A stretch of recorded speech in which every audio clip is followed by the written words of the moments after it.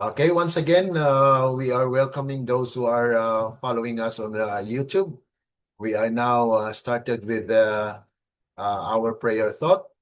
I repeat, this is from inspiration. It says, precious light is to shine forth from the word of God, and let no one presume to dictate what shall or what shall not be brought before the people in the messages of enlightenment that he shall send. And so quench the Spirit of God.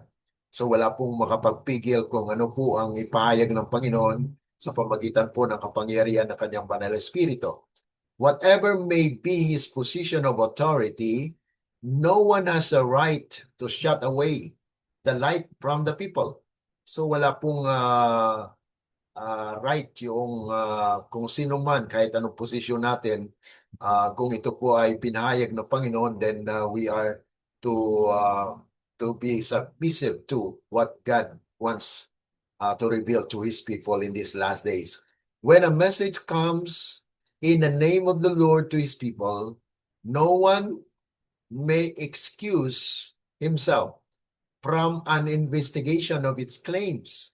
No one can afford to stand back in an attitude of indifference and self-confidence and say, I know what is truth. I am satisfied with my position.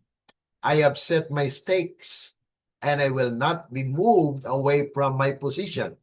Whatever may come, I will not listen to the message of this messenger, for I know that it cannot be truth. It is from pursuing this very course that the popular churches were left in partial darkness, and that is why the messages of heaven have not reached them.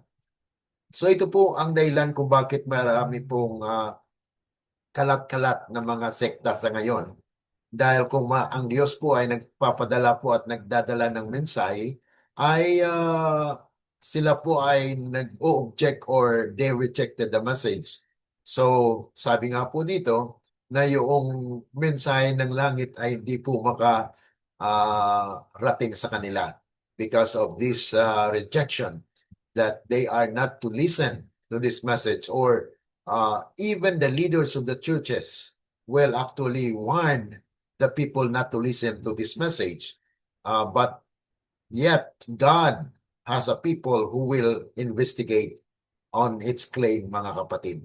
Kaya idalangin natin, mga kaibigan, mga kapatid, na tayo po ay maging bahagi po sa mga taong nag-investigate, na hindi lamang po na tayo ay mag-object o mag-reject agad, kundi atin pong husisain at ipanalangin po sa Panginoon kung ito po ba ay kanyang kalooban. Okay? So tayo po ay manalangin. Dakila at mabagin po naming Diyos na makapangyarihan sa lahat, kami po ay muli dumadaing sa inyong trono ng biyaya, na nawa kayo po ay mangusap sa bawat puso. Dahil ang akin pong kalagayan po rito ay instrumento lamang po na inyong ipabatid sa inyong bayan ang mga mensahe na nais po ninyong ipahayag sa kanila. Kaya tulungan po ang bawat isa sa amin, gamitin nawa ako, Panginoon, sa anumang kaparaanan na ang aking mga simpleng pananalita ay magbigay po ng pakinabangan sa tagapakinig. At nais namin, Panginoon, na kayo po mismo ang siyang mangusap sa aming mga puso upang ang mga katotohanang aming mapag-aralan po ay maging butil ng katotohanan na siyang lalago sa aming kaisipan at mananatili upang kami po ay maging handa rin po sa mga darating na araw. Amin pong itong sinasampalatayanan na mangyayari ng kalooban ninyo ang maganapin diyan sa amin. Nadalangin sa pangalan ng aming Panginoong Yesus. Amen. Okay. So dito po tayo, mga kapatid, sa pagpatuloy po ng ating prophetic insights on the book of Daniel. Na dito po ay mayroon po talagang mahiwagang liwanag na nais po ng Panginoon na kanyang ipabatid at ipahiwatig po sa atin. na kung saan ay pagpatuloy po natin, karugtungan po natin yung kahapon natin pong iniwanan. Ano po? At nabasa po nga po natin doon sa ating mga passages na ini-share po sa atin na the closing work for the church, mga kapatid, dahil atin pong tinalakay yung kahulugan po ng mountain, and we discussed that the mountain is actually God's people according to Daniel chapter 9 verse 16 and 20. And so the inspiration says, mga kapatid, na the true people of God who have the spirit of the work of the Lord and the salvation of soul at heart. Ito po yung nabasa natin sa Testimonies for the Church, Volume 3, 266 to 267, na kung saan ito nga po yung sinasabi rito na yung mga taong nakakita at nakaunawa ng kalagayan po ng ating iglesia, na kung saan ay nandito po yung sa ating kalagitnaan din ang kaaway. Dahil mayroon pong dalawang klaseng Adventista. Those who are sincere to the truth, but yet their lives have not been an exemplification o hindi po makita yung liwanag. So, mayroon din pong mga tao, mga kapatid, that they are striving. No?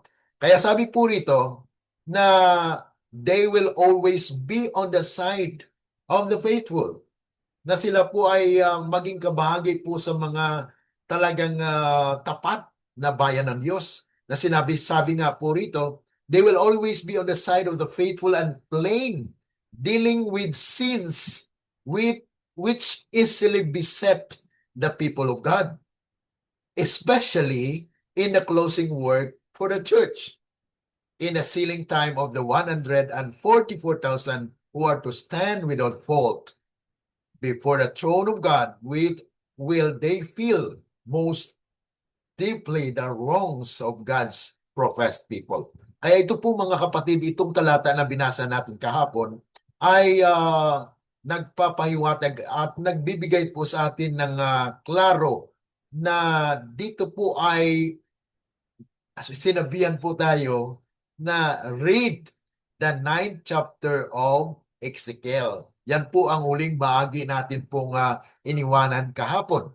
So dito na po tayo sa pagbabasa po ng Ezekiel 9. Ano po? Sabi po rito, he cried also in mine ears with a loud voice, saying, cause them that have charge over the city to draw near, even every man with his destroying weapon in his hand. And behold, 6 men came from the way of the high gate, which lieth toward the north. Notice dyan, mga kapatid, take note yung location po ng 6 men na ito, na they are lieth toward the north. And what is north in biblical perspective? And every man a slaughter weapon in his hand, and one among them was clothed with linen, with a writer's inkhorn by his side. And they went and stood beside the brazen altar. So dito ating makikita po, mga kapatid, ng description na kung saan ito po ay patungkol doon sa hinihayag na kung saan ay mayroon pong quarry. Okay? Kaya mayroon pong 6 men dito na from the way of the higher gate. Patuloy po nating pagbabasa para atin pong i-explain later. And the glory of the Lord of Israel was gone up from the cherub, whereupon he was to the threshold of the house. Notice that he is still in the threshold of the house. Because in chapter 10, actually, mga kapatid, ay mapapansin natin that there is another event that will happen, that it seems that it is a second part of this slaughter, mga kapatid. Ano? Nakasabi nga po rito na, and he called to the man clothed with linen, which had the writer's inkhorn by his side. And the Lord said unto him, go through the midst of the city, through the midst of Jerusalem and set a mark upon the foreheads of the men that sigh and that cry for all the abominations that be done in the midst thereof. Yan po yung sinabi doon na binasa natin kahapon mga kapatid sa closing work for the church, na kung saan ay nandun din po yung illustration na kung papaano po ay tanggalin or mawawala po mga kapatid yung mga weekend in the church. Patuloy po natin mga kapatid. And to the others, he said, in mine hearing, go ye after him through the city and smite. Let not your eyes spare, neither have ye pity. Slay utterly old and young, both maids and little children, and women, and come not near any man upon whom is the mark, and begin at my sanctuary. Then they began at the ancient of men, which were before the house. And he said unto them, defile the house, and fill the courts with the slain. Go ye forth. And they went forth and slew in the city. And it came to pass, while they were slaying them, and I was left, that I fell upon my face and cried and said, and oh Lord God, wilt thou destroy all the residue of Israel, and then pouring out of thy fury upon Jerusalem? So this is the question of Ezekiel, where he actually marveled upon the sight that he has seen, because this is a very devastating event that is happening, mga kapatid, na pinakita po sa kanya ng Panginoon. And then said he unto me, the iniquity of the house of Israel and Judah exceedingly great, and the land is full of blood, and a city full of perverseness. For they say, the Lord had forsaken the earth, and the Lord saith not. Itong mapapansin natin mga kapatid, na binanggit po yung house of Israel. At alam natin na during the time of Israel, Ezekiel, when Ezekiel wrote the book, it was actually when the Israelite, or the 10 tribes, had already been scattered. And also that the Judah is under siege, or it has a prophecy that Babylon will actually will destroy Jerusalem. But yet before the destruction of Jerusalem, Daniel and his companion was preserved. The same is true that will happen in the last days, mga kapatid. God will preserve his people. That's why there is a sealing for God's people in these last days, na mayroon pong pagsisilyo o pagtetatak upang hindi po sila maapektuhan ng kung anumang mangyayari sa sanglibutan ito, because they are already sanctified.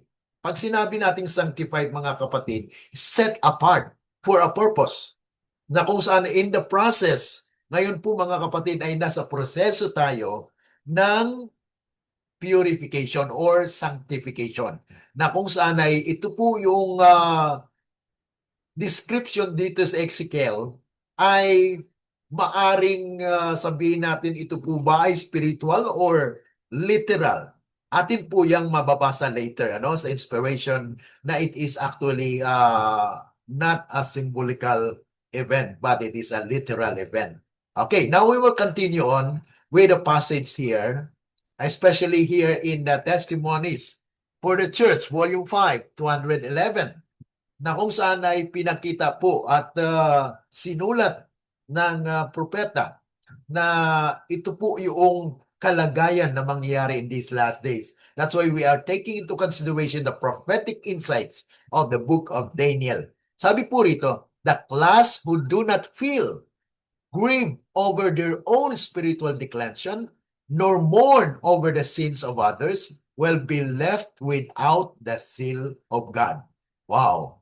This is actually napaka-dangerous o solemn event, mga kapatid, dahil it will actually prepare God's people in these last days, or they will be devastated, because this will be a great and dreadful day of the Lord. According to Malakay, na kung saan ay sinabi na before it happens, God will send His messenger. That's why this message was sent to us to be prepared. Na mahanda po tayo mga kapatid. Kaya sabi po rito, the Lord commissions His messengers, the men with slaughtering weapons in their hands. Go ye after him through the city, and smite. Let not your eyes spare, neither have ye pity. Slay utterly old and young, both maids and little children, and women, but come not near any man upon whom is the mark, and begin at my sanctuary. So ito po mga kapatid yung distraction na sinabi po doon sa Testimonies for the Church, Volume 3, 266, na there will actually be what? General destruction of the wicked.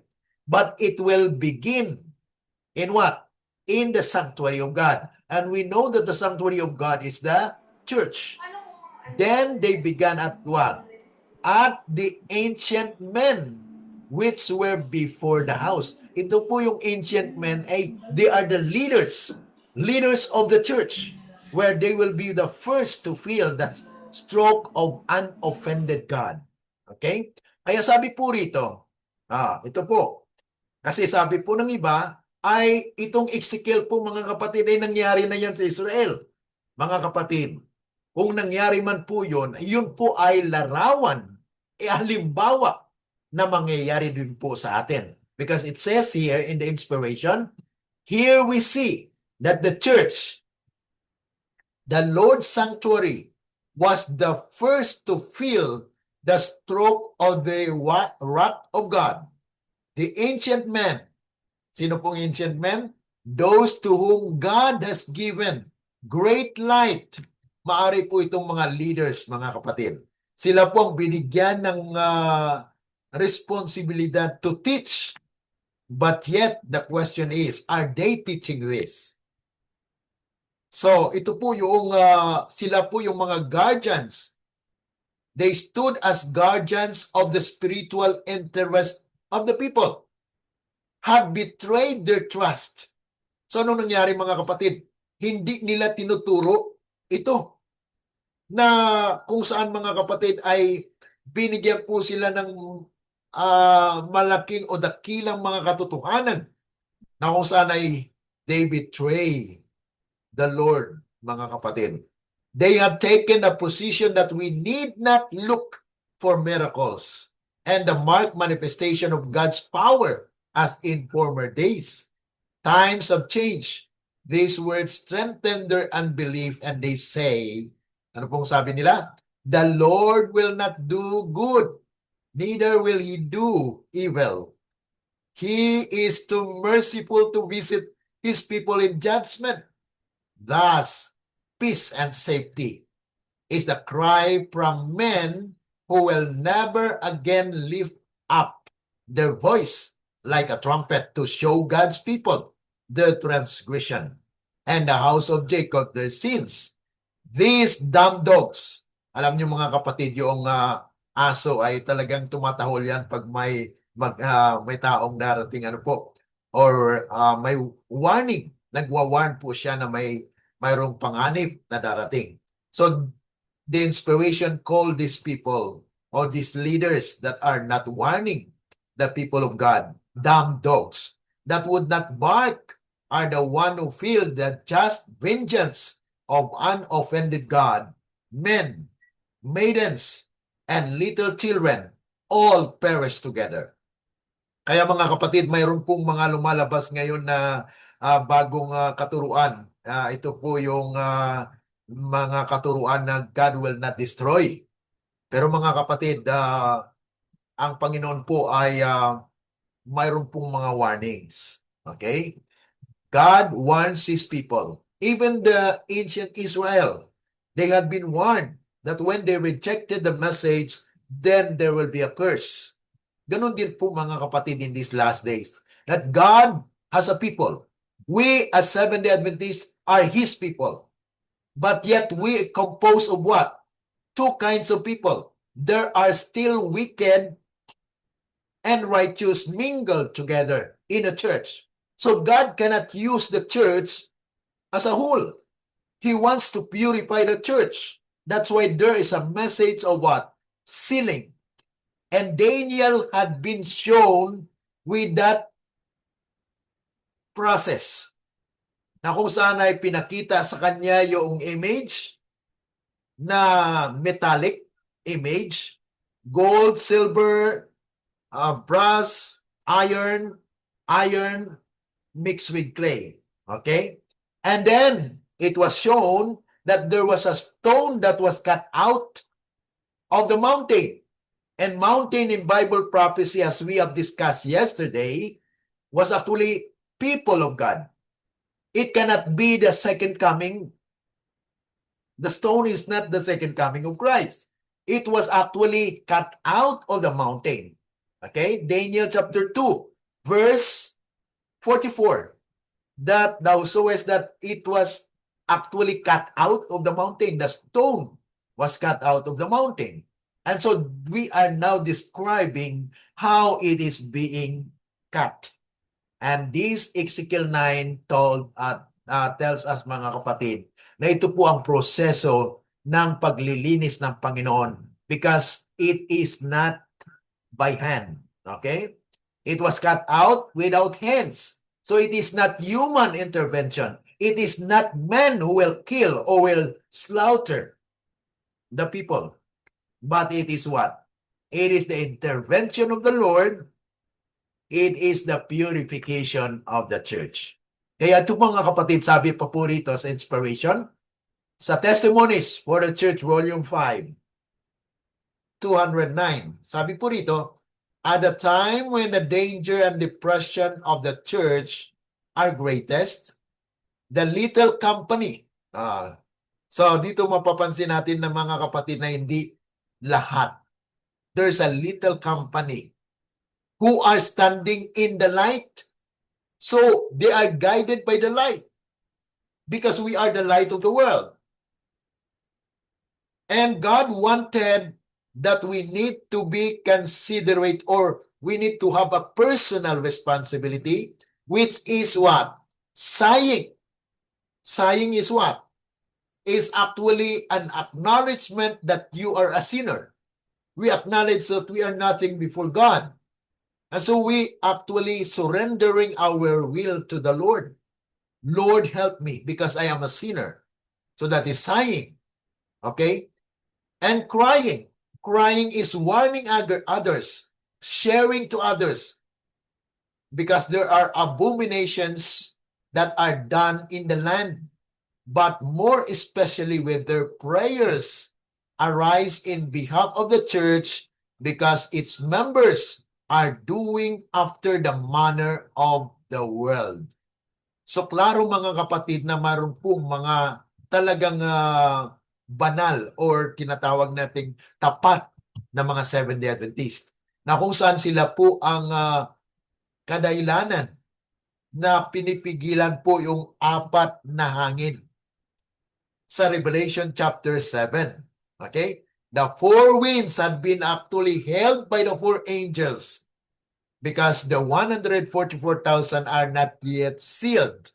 So when the 144,000 will be sealed, then that four winds will be let go. And according to the inspiration, mga kapatid, according to the Testimonies for the Church, Volume 5, 152, that it is actually the threatening of the blowing of the Sunday law. The Sunday law, it was actually acted upon by the Senate in America, where they have a Senate bill regarding the Sunday law, National Sunday law. At the time, it was 1888. But one of us, a Seventh-day Adventist, Alonzo Jones, was the one represented the Seventh-day Adventist, and he actually discussed with Senator Blair regarding the Senate bill, the Sunday law. And it was not pursuit, mga kapatid. Kaya ito po ang kalagayan ng ating iglesia, that there are still people or brethren in the church that are what? That are doing after the manner of the world. So they become worldly and it fulfills what inspiration tells about. Ano pong sinabi ng inspiration? Testimonies for the Church, Volume 5. Okay? Na sinabi po rin mga kapatid, na 217, page 217, na kung saan ay the church is retreating toward what? Toward Egypt. And Egypt in Bible prophecy is the world. So worldliness. So now God would like that His people will be what? Will be purified. Now the question is this literal? Sabi po rito sa manuscript release, Volume 1, 260, paragraph 2. Study the 9th chapter of Ezekiel. Okay? The one that we read, mga kapatid. These words will be literally fulfilled. Yet, the time is passing and the people are asleep. So if others may say that Ezekiel 9 has happened already, mga kapatid, it's a lie. Because Satan doesn't want that his people will acknowledge and recognize that there is a message for our time today. That there is a warning that God will purify His church. And in Daniel 2, it was actually shown through the cutting out of the stone from the mountain. It says here, they refuse to humble their souls. Yan po ang kalagayan ng iglesia. Marami po sa atin na nagre-refuse. They are denying that, okay, it's okay for me as long as I believe in Jesus, as long I have this faith in Jesus. Mga kapatid, ang faith po ay may kakibat na pagsunod. Kung ano pong counsel ng Panginoon pinagkaloob sa ating iglesia, ayon po ay salita ng Panginoon. Kaya sabi po rito, these people refuse to humble their souls and to be converted. Not a great while longer will the Lord bear with the people who have such great and important truths revealed to them.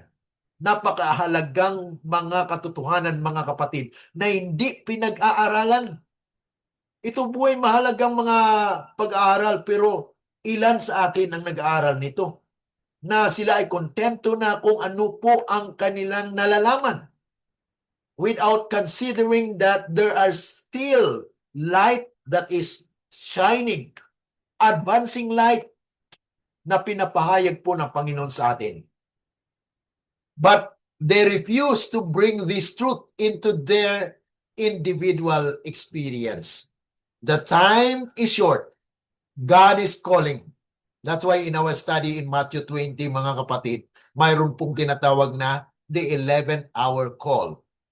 1 hour before the close of probation, God is calling for His people. And this is the same as was shown to Daniel as well and Ezekiel. Sabi po rito, mga kapatid, will you hear? Will you receive His message? Will you be converted before it is too late?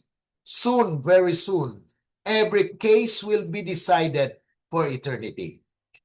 Kaya yun po, mga kapatid, ang kapanahunan ay malapit na. Nakikita po natin yung mga palatandaan na malapit na dumating si Kristo. Pero bago po dumating si Kristo, mayroon po siyang pure people. Hindi po basta-basta, mga kapatid, na ganito na lang darating ang Panginoon, pero ang ating mga members iglesia ay bumabalik na at tumatalikod sa Panginoon, na sila po ay naging worldly. They are following the mandates of the world.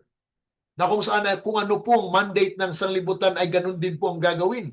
Kung ano po ang buhay ng nasa sanglibutan ay ganun din po ang buhay natin. Kaya itong mensahe, mga kapatid, is a solemn warning for every one of us that we are a Seventh-day Adventist. Sabi po rin ito, mga kapatid, Okay? We are amid the perils of the last days. So we are now talking about the last days. The time will soon come when the prophecy of Ezekiel 9 will be fulfilled. Marami po sa ating mga leaders sa church na hindi po nabasa ito. Siguro they just ignore or whatever, mga kapatid. Pero ngayon, mga kapatid, binabasa natin na mayroon pong pagkakataon na ang Ezekiel 9 ang ma-fulfill. Kanino? At kailan?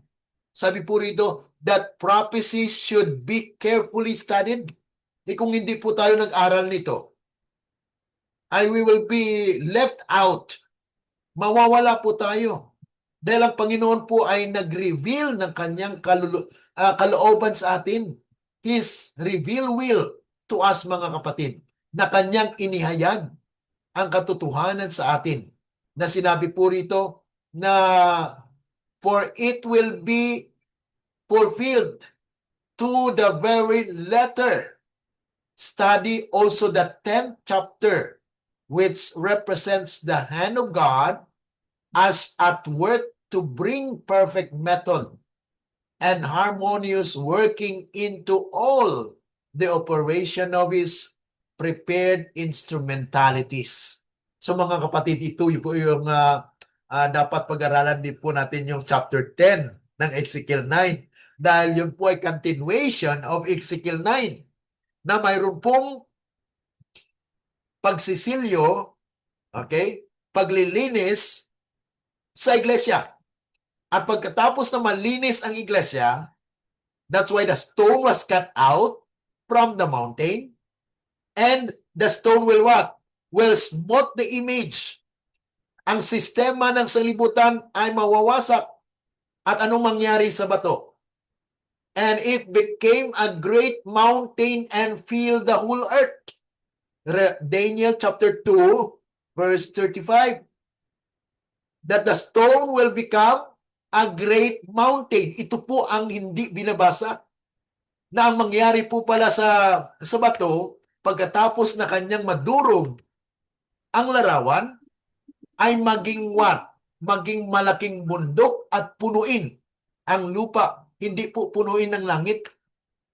Dahil hindi po yan mangyari na yung mountain ay sabihin natin na sa langit. Yan po ay panliligaw. Nililigaw po tayo ng kaaway. Na sinasabihan po na tayo, mga kapatid, na ito po ang turo ng Biblia at ng Espiritu ng Hula. Kaya nga po mayroon pong pananaw na maghahanda po sa atin. What caused the stone to grow? Yun po, mga kapatid, dahil sinabi doon sa Daniel chapter 2 verse 35 na the stone will become a great mountain and fill the whole earth. Pero mangyari po yan, mga kapatid, ay mayroon po munang paghiwalay doon sa mountain. Ano? So, may lumalabas po dito ng mga kapatid nang galing siya sa mountain, tapos maging mountain muli siya. Pero maging great mountain and fill the whole earth. So, ibig sabihin, mga kapatid, yung mountain na nauna ay mayroon pong mayroon pa pong halo. Okay? Mayroon po siyang halo. Dahil sa bundok po talaga na literal, ay mayroon po dyan na buhay na bato at patay na bato. Kaya, mga kapatid, ay mapapansin natin na mayroon pong liwanag na klaro, mga kapatid, na dito sa paglago. Okay, sabi po rito, Daniel chapter 2 verse 35, then was the iron, the clay, the brass, the silver, and the gold broken to pieces together. Notice, mga kapatid, together. Ibig sabihin, hindi isa-isa. So, ibig sabihin, talagang kwan po yan, together. Sa kailan po mangyari? In the last days.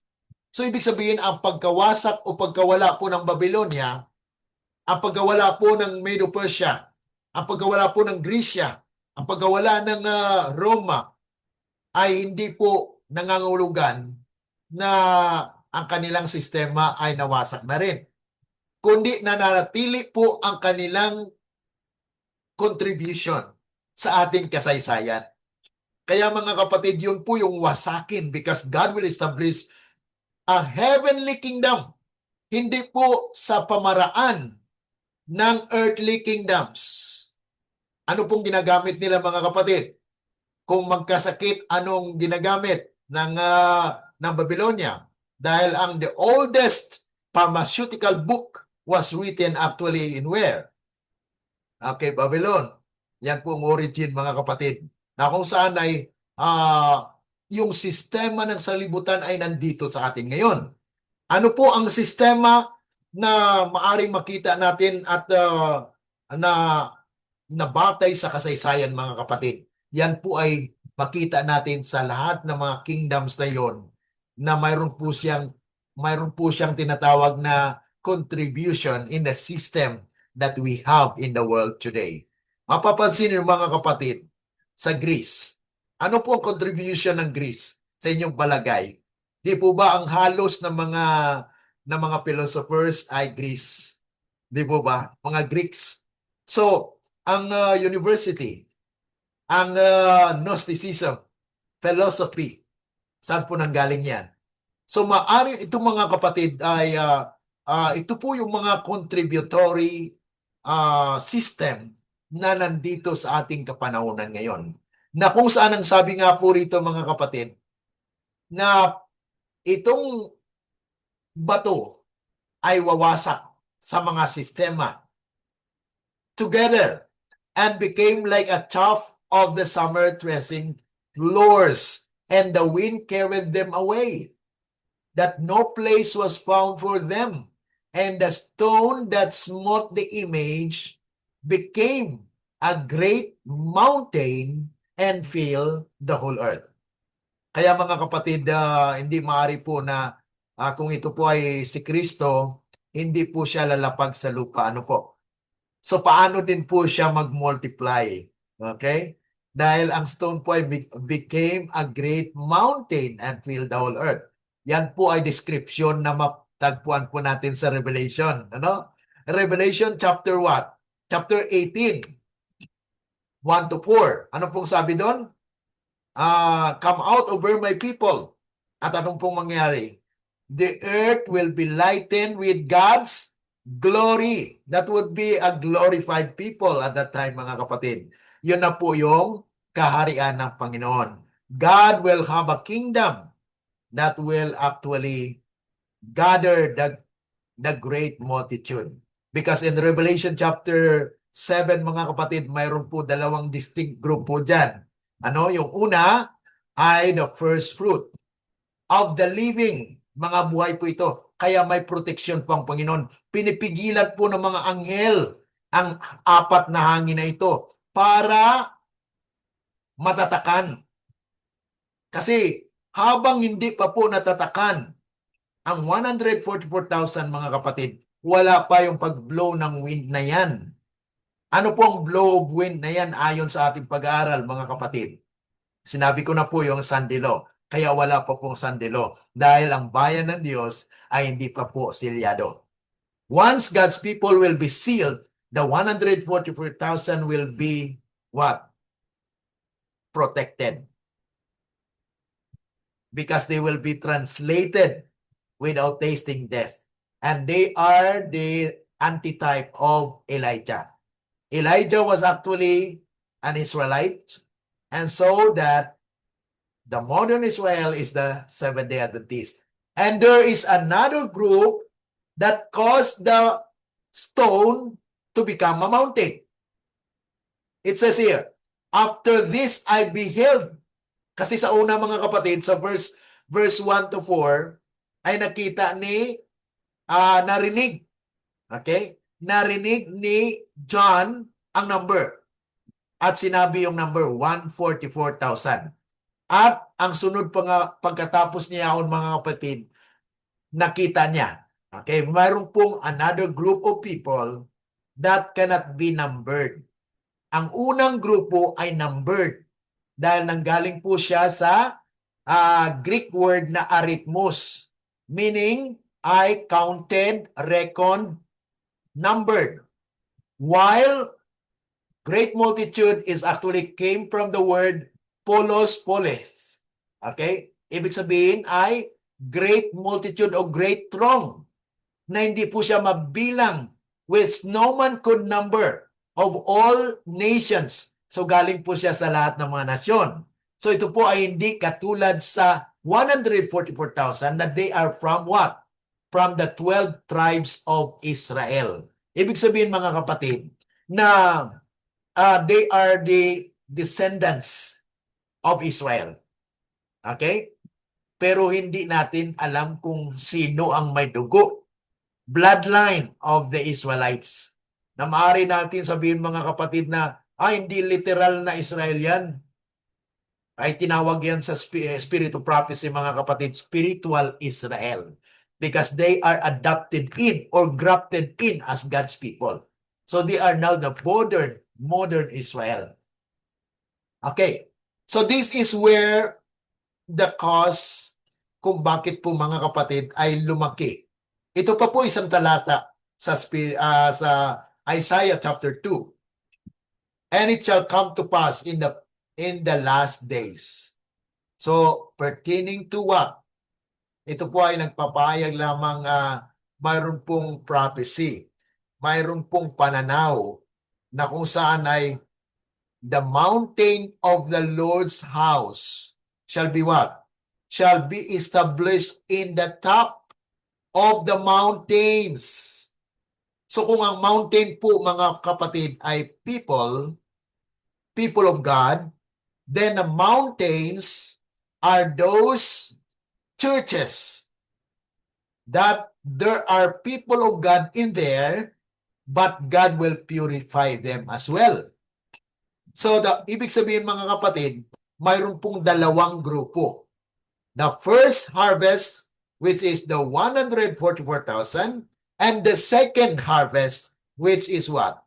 The great multitude. Kaya sabi po rito mga kapatid, this mountain na lumaki na po siya, shall be exalted above the hills, and all nations shall flow unto it.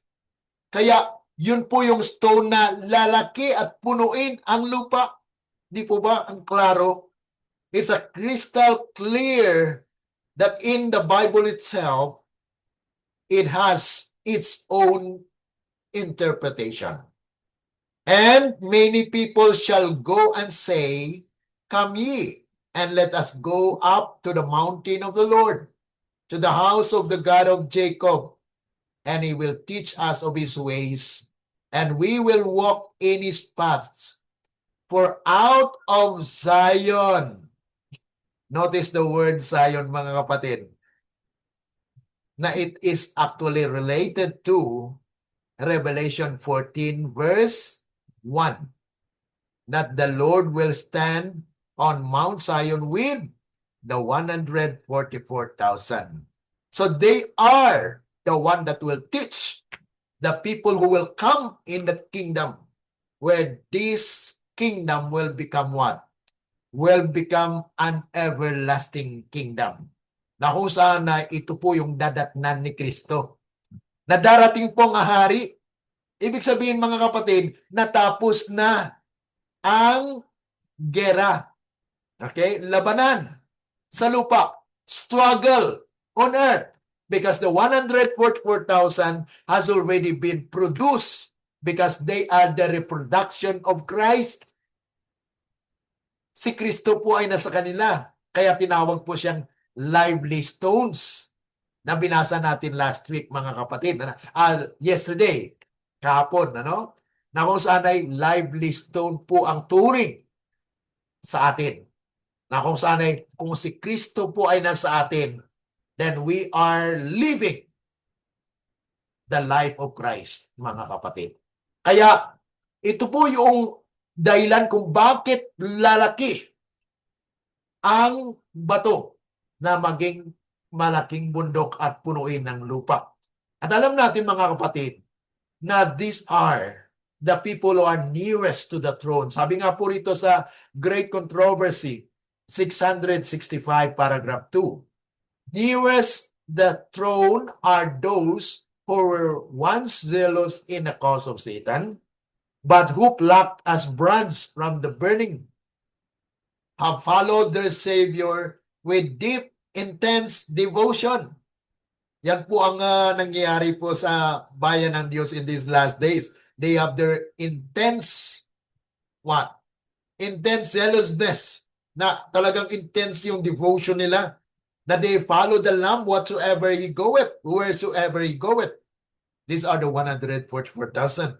Next are those who perfected Christian character in the midst of falsehood and infidelity.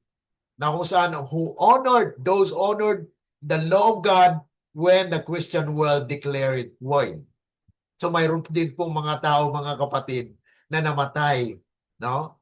Na they are actually faithful to the Lord. Christians na nanampalataya sa ating Panginoon during the what? The Protestantism. Okay? The people who have died, mga kapatid, na natural death. Mayroon din po mga kapatid na millions of all ages who were martyred for their faith. Yung mga martyr naman po, yung pinatay. So, they are also God's people. And beyond is the great multitude. Okay, so it's a different kind of people or group of people, mga kapatid. So, dito po sa Great Controversy ay meron pong 4 na klase ng mga redeemed. Ang una po ay napakalapit doon sa trono because they follow the Lamb whithersoever he goeth, and that is the 144,000. Ang sunod po yung mga Christian na they are living a faith that is acceptable to God, and they die. So these are the Christians na believing in God, mga kapatid. And then the millions who have been killed, martyred. And lastly, this is the great multitude, mga kapatid, na they have run the race and reached the prize. The palm branch in their hands is a symbol of triumph. So, sila rin po ay naging triumphant. So, makita natin, mga kapatid, na dalawa po yung triumphant dito. The 144,000 and the great multitude, na kung saan, mga kapatid, at that time, wala na pong mamamatay. Okay? So they are the second fruit of the living, which actually will be harvested. And Jesus will come, mga kapatid. So, ito po, mga kapatid, sa inspiration ay sinasabi rin, very precious to God is His work in the earth. Christ and the heavenly angels are watching it every moment as we draw near to the coming of Christ. Na kung saan ay sabi mo, more and still more of missionary work will engage our effort. The message of the renewing power of God's grace will be carried to every country and climb until the truth shall build the world. Ito na po yung paglaganap ng last warning. Yan na po yung Revelation chapter 18, 1 to 8. Na the earth will be lightened with God's glory. At ang bato, mga kapatid, maging malaking bundok at punuin po ang lupa at maghanda po sa pagdating ng ating Panginoon. At sabi nga po rito, sino ito?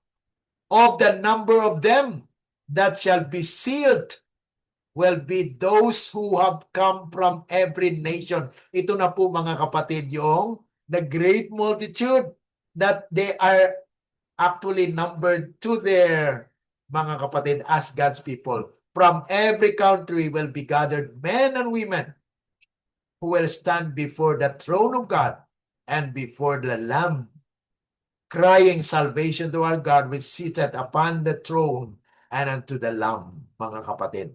Kaya ito po, mga kapatid, yung talagang nais ng Panginoon na maunawaan natin. Now, the question is, how will the stone destroy the nations? Okay? So, destroying the nation ay pinahayag po sa propesya, mga kapatid. Jeremiah chapter 51, verse 19 and 20. Actually, up to 23 po ito. And 9 times was mentioned ay yung break in pieces. The portion of Jacob. Kaya mayroon pong tinatawag na Jacob's time of trouble. Ano po? So God's people will come to the time where they experience the Jacob's time of trouble. But the portion of it, okay, portion lang po. Okay, portion of Jacob, the purified one, the 144,000, not like them, for he is the former of all things, and Israel is the rod of his inheritance. The Lord of hosts is his name. Thou art my battle axe. So sila pong gamitin ng Panginoon sa pagwasak. Weapons of war. Pero hindi sila gagamit ng tactic of wars na ginamit po ng Medo-Persia. Because Medo-Persia represented the tactic of wars. Dahil sabi nga po sa history, Babylon is unconquerable. Kung unconquerable, mga kapatid, talagang itong sistema ng Medo-Persia ay napaka-advanced, na pinasok po nila at na talo po yung Babylonia. So thou art my battle axe and weapons of war, for with thee will I break in pieces the nations. Bakit po, mga kapatid? Ang liwanag ng katotohanan ng Panginoon will convert the world, because nations will come and be converted. That is Isaiah chapter 2, verses 2 to 3 na binanggit po natin. At karagdagan pa po, Micah chapter 4, verses 1 to 4. The same that was shown actually was written by Isaiah. Na in the last days, the mountain of the Lord will be what? Will be established on the top of the mountains and established on the top of the hills. And nations shall flow into it. Yan po, mga kapatid, will destroy kingdoms. Hindi po sa second coming ni Christ. Because second coming of Christ actually will be what? He will take his people for a vacation. Okay? Dahil during the 7 last plagues, mga kapatid, ay talagang marami na pong mamamatay dyan. So it is actually God's judgment na kung saan, mga kapatid, in the world. Pero doon sa judgment niya sa church ay yung Ezekiel 9 na binanggit po dito sa ating pag-aaral, mga kapatid. Kaya dito po sa prophetic insights ay matatagpuan po natin ang klaro na pagkawasak po ng sanglibutan, na kung saan ang mga sistemang ito, dahil hindi na po gagamit ng medicine, okay, tactic of wars, ang education po natin ay hindi na po ayon po sa education ng world. It is the Bible as our textbook. And then, the judiciary. Ang pag-judge mo, mga kapatid, hindi na tayo ang mag-judge, kundi sino pong judge? Okay, God's people, the 144,000. Kaya mayroon po silang bakasyon, 1,000 years, and they will judge the wicked. Okay? That is another study, mga kapatid. And then, the mixture of truth and error na nandito po sa ating kapanahunan ngayon, na mawawasak po ito. Dahil ang bayan po ng Diyos, I will just solely establish in the truth. Thus saith the Lord. Kung ano pong sinabi ng Panginoon, yun po ang kanilang sunod-sunod. Kaya, mga kapatid, this part where we need to understand the last text, ito po ay pinapakita rin po yung kung paano po lalaki ang bayan ng Diyos, ang bato. Nasabi nga po rito na pagkatapos po na magkaroon ng sign, silyo, ang bayan ng Diyos, they will be sent and they will actually escape the what? Ezekiel 9. And they will be sent to nations at they will declare my glory among the Gentiles. So hindi po ito second coming, mga kapatid. May mga Gentiles pa po dito. Okay? 20. and they shall bring all your brethren for an offering unto the Lord out of all nations, upon horses, in chariots, and litters, and upon mules, and upon swift beasts, to my holy mountain Jerusalem, said the Lord, as the children of Israel bring an offering in a clean vessel into the house of the Lord. So mga kapatid, wala na pong makasalanan. There will be no more wicked among them because they are ready to be transported to heaven for 1,000 years vacation. Okay? So bukas po, next week mga kapatid, we will be studying chapter 3 na po. Okay? So if you have any question, any comments, just leave your comments in our in the chat box or sa Facebook po or sa YouTube man. You can actually comment there, and then we will deal it and we will communicate with you. Okay? So let us pray for Thanksgiving. Dakila at mabagin po namin Diyos na makapangyarihan sa lahat. Kami po ay lubos na nagpapasalamat na kami po ay nakapag-aral po ng inyong mga salita. Naway patuloy na kayo po ang siyang nangungusap sa amin, at kung may mga kulang, Panginoon, na amin pong na-discuss sa ngayon, kayo nawa ang magbigay po ng liwanag sa aming mga kapatiran na sumusubaybay po rito sa programang ito. Dismiss us with thy blessing, O God, as we continue to dig more on the precious gems of truth na amin pong pinag-aralan dito sa Prophetic Insights. Salamat, at amin pong sinasampalatayanan na mangyari po ang inyong kalooban, hindi po ang sa amin. Ito po ay aming dalangin dahil lamang po sa matamis na pangalan ng aming Panginoong Yesus. Amen. Let the words of our mouth and the meditations of our hearts be acceptable unto thine sight, O Lord, our strength and our Redeemer. Amen. Amen. God bless mga kapatid, at see you next week. Okay, bye-bye po. God bless you all. Bye. Okay. Bye-bye.